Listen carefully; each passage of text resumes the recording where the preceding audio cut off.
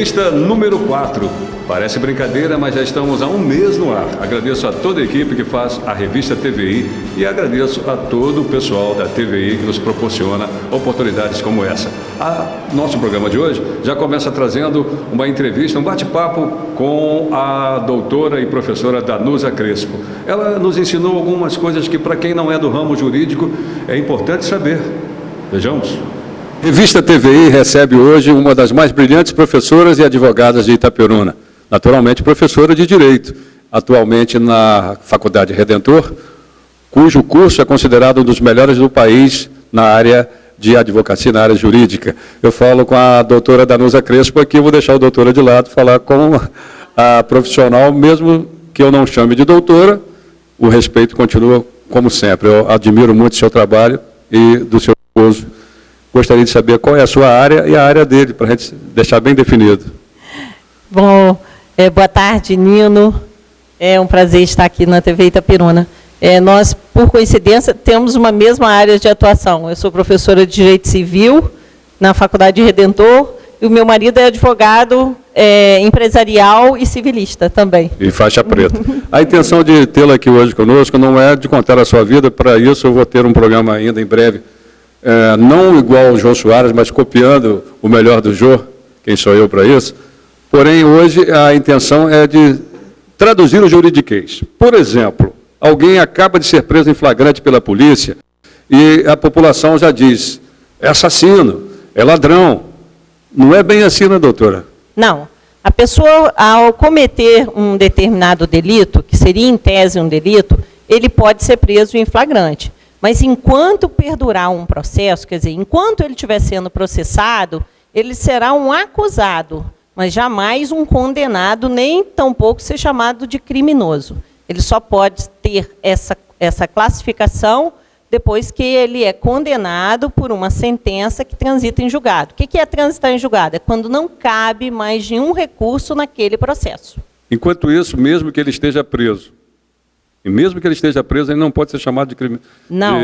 A presunção, pelo crime pelo qual ele cometeu. Sim, a presunção de inocência está prevista na Constituição de 88. Então, nós somos inocentes até que essa sentença se encerre e que não haja mais nenhum recurso.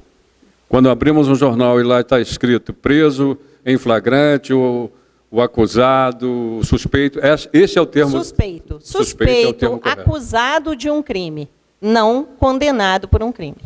Por que tem todo esse cuidado?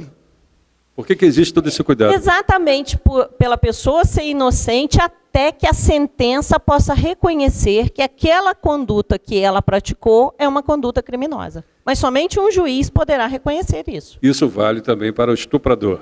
Sim, vale para qualquer crime. Que é o mais delicado de todos. Alguém chega, pega um estuprador em flagrante, chama a polícia prende, toda aquela comoção, ele vai parar na cadeia, e lá na cadeia, antes do julgamento, ele já, ou até mesmo antes de ir para a cadeia, ele pode ser linchado.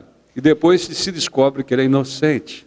Aí o Estado é que deve assegurar, deve prestar essa garantia para qualquer pessoa. Se é ele que vai processar aquela pessoa, ele também deve garantir a integridade física daquele indivíduo.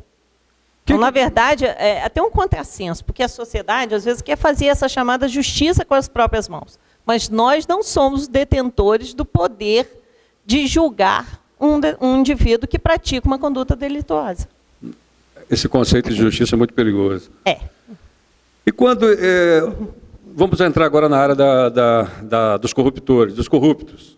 Um político corrupto é preso, não é preso. Ele é acusado de corrupção e vai protelando e acaba não sendo preso. Todo mundo sabe.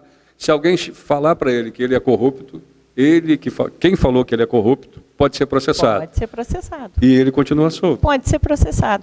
Mas o princípio é o mesmo. Sim, nós precisamos distinguir o que para os advogados, para os operadores do direito, parece ser fácil. E para a sociedade parece ser um pouco difícil. Uma coisa são as provas que estão no processo. Outra coisa é o julgamento que a sociedade faz sobre determinado fato. Então, às vezes, a gente olha determinada pessoa e diz que acha que ele realmente é o verdadeiro causador daquele ato, ou praticou aquele determinado ato, mas se no processo não é possível juntar, anexar provas de que ele praticou aquela determinada conduta, ele será absolvido. Por isso... E às vezes fica até assim meio incoerente, e a gente ouve a sociedade dizer assim, a polícia prende e o juiz solta, não é que a polícia prende imediatamente, e o juiz averigua com aquelas provas que estão no processo, se aquela pessoa deve ser mantida na prisão ou não. A prisão é exceção, não pode ser regra. Doutora Danusa Crespo, todo mundo é muito exigente com a prisão do outro, com a culpa do outro, mas quando acontece com alguém da família ou consigo mesmo, é aí que as pessoas entendem como é importante ter essa presunção da inocência. Como é importante ter a liberdade. Como é importante ter a liberdade e como é bom ter um advogado. Lógico, lógico. O papel do advogado, qual é o papel do advogado na criminalidade? Vamos deixar a parte empresarial, a parte de separações, outra da família. Vamos falar do advogado criminal. Qual é o papel dele? Também na Constituição existe um princípio que chama-se ampla defesa.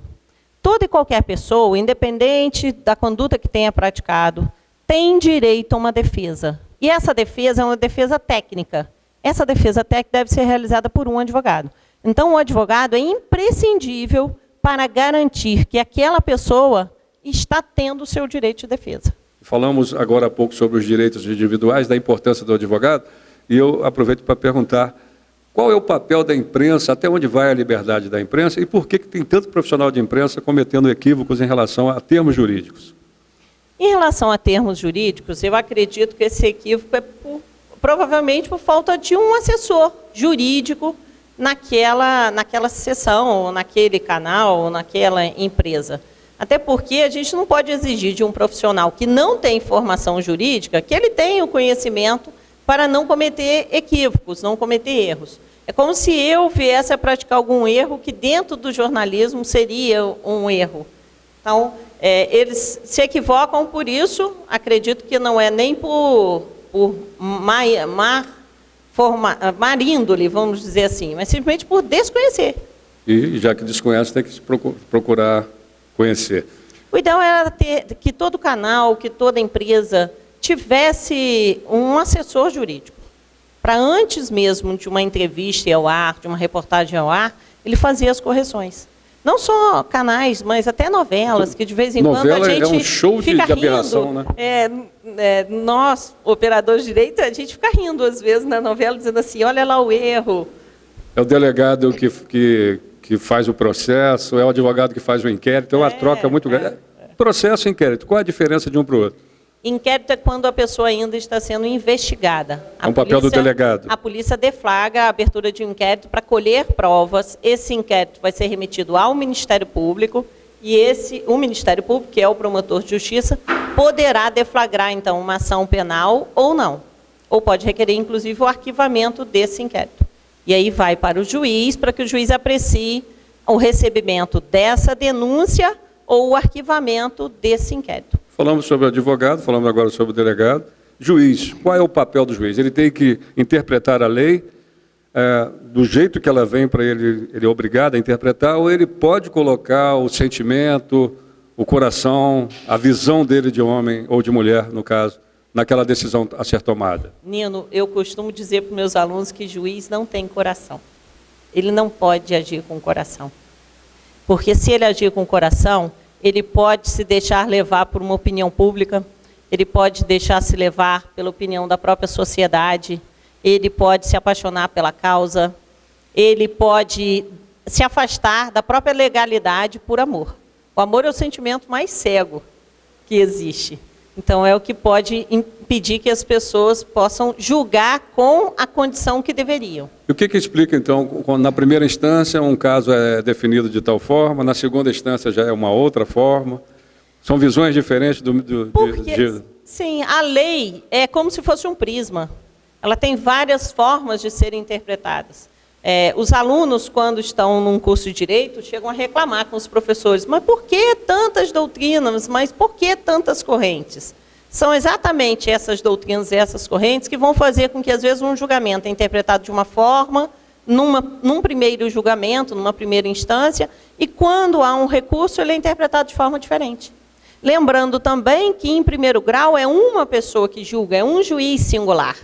E em segundo grau é um colegiado, então são 3 julgadores no mínimo que irão reapreciar aquela causa. E cada um tem a sua forma de interpretar aquela legislação. E no Brasil nós temos 4 instâncias? Nós temos muitas, não só 4. 4 é quando a gente se refere à primeira instância, que é o juiz que está aqui nas comarcas, o tribunal, depois um processo que pode chegar até o STJ e pode chegar até o Supremo Tribunal Federal. Só que no STJ, no Supremo e ainda no tribunal há vários recursos. Então, dentro do próprio tribunal, podem ter 2 recursos que ele venha a ser apreciado, no STJ também e no Supremo também. Então, por isso que eu digo que não são só 4. Doutora Danusa Crespo, se o réu não tiver dinheiro, ele consegue chegar na 4ª instância, nas últimas instâncias? O Estado assegura ao réu que não tem condições de contratar um advogado a ser assistido pela Defensoria Pública. Isso explica a enorme fila na Defensoria Pública, nas defensorias? Explica a enorme fila. E eu digo sempre para todos os assistidos, vale a pena ficar nessa fila, porque esse defensor público é um advogado que prestou um concurso público dificílimo para estar nesse lugar. Então, o Estado paga para você um advogado de excelente qualidade, que é o defensor público. Obrigado, doutora Danusa Crespo, por essa aula. Traduziu muito de juridiquês, o tempo é escasso. A senhora volta e traz o faixa preta albino advogado, brilhante amigo. Obrigada, Nino, por essa oportunidade. Pode deixar que eu vou trazer, para que ele venha esclarecer, tirar outras dúvidas. Dúvidas essas que podem ser enviadas para nosso e-mail, nosso telefone, e acompanhe esse programa também no site, e através do canal que a gente tem no YouTube. Eu agradeço a direção do Vinícius, da VSS Filmagens, que é nosso diretor de operações técnicas, ao Butch, que esteve aqui conosco, e a senhora, que dispôs do seu tempo para traduzir o juridiquês, que é bem complicadinho, mas depois que a gente assiste uma fala dessa, já entende mais. A sala de aula ensina a essa tradução ser mais fácil, até mesmo para a sociedade. Os meus alunos costumam dizer isso. Muito obrigado pela oportunidade. Essa entrevista especial termina aqui, voltaremos com outros advogados, com a própria doutora Danusa, e continua o Revista TVI. Comprar um carro usado é um ato de muita delicadeza. Não vá comprando pelo instinto, use a intuição, a experiência e principalmente saber de quem você está comprando. Mas tem outras dicas passadas por profissionais que são muito importantes. Vejamos quais.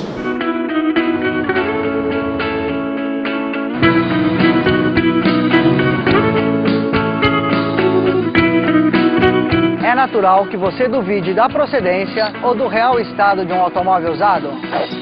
Sempre que você está à procura de um modelo de segunda mão, surgem inúmeras dúvidas na sua cabeça.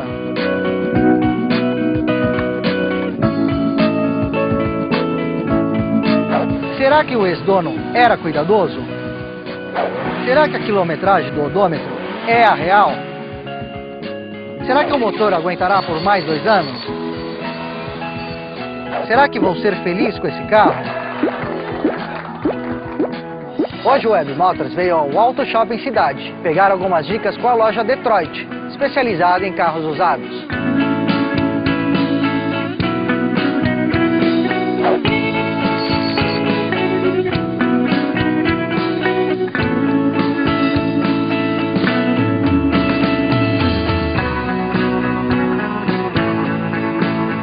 Eu estou comprando o carro de um amigo, ou então estou comprando o carro de uma pessoa que anunciou o carro. Verificar se o carro já tem o licenciamento, qual a região que ele está licenciado. Se ele está licenciado em São Paulo, precisa checar se tem o controlar, verificar selo. Isso é importante, porque eu não conseguiria transferir o carro para o nome da minha loja, nem para o nome de um terceiro. Ele breca no Detran, aqui em São Paulo. Sempre checar as placas, a de trás ela sempre vai ter uma numeração, e você vai verificar sempre na placa, bem lá no cantinho superior do lado direito, o ano em que a placa foi fabricada. Então você pode verificar o ano do carro no documento e verificar se a placa condiz com o ano que foi fabricado ou o ano modelo, né? Caso contrário, a placa pode ter sido substituída. E por que foi substituída? Eu quero saber, foi uma colisão? Foi uma numeração que sumiu e precisou trocar a placa? o carro tem um financiamento, checar junto à instituição financeira se foi quitado, se já existe baixa do gravame. É importante que você tenha, então, o boleto de quitação do financiamento. É bom ter esse boleto. Às vezes a pessoa está devendo, às vezes o carro tem busca e apreensão. Verificar multas. Hoje existem multas que são bem pesadas. Toda a parte de documentação. Se você tiver um despachante de confiança, é importante fazer uma pesquisa. O poupa-tempo hoje, né, como uma pessoa física, ele pode chegar lá no poupa-tempo, também fazer o uso, né, da estrutura do governo. Existem sites que você pode fazer a checagem. Mas um despachante é importante, porque é ele que pode também te dar todo o trâmite de transferência, de onde chegar num cara que faça o laudo, os valores de taxas que são recolhidas, e o despachante ele pode te disponibilizar tudo isso antes de você fazer algum negócio. A gente tem que sempre partir da confiança que a pessoa está passando a verdade, né, pra gente. A gente também não pode ficar totalmente, né, achando que está sendo enganado, senão não sai negócio. Agora, a gente tem que ficar atento, né, para não cometer nenhum erro. Outra dica importante é levar o carro para ruas e avenidas. Observe se não há barulhos excessivos, se o volante responde com firmeza e se o motor tem força. Mas a boa dica mesmo é levar o carro num mecânico de confiança. Ele saberá te passar o diagnóstico correto sobre a sua futura compra. TVI continua. Lembrando que se você tem alguma sugestão para o nosso programa, alguma ideia, alguma fotografia antiga ou atual, mande para que a gente possa fazer aqui um especial sobre isso. Ou também informações. Você pode usar esse e-mail, esse telefone, entrar em contato com a gente e nos contar o que está acontecendo. Vamos utilizar a sua ideia, a sua informação, vai ser bom para todo mundo. A revista TVI conta contigo.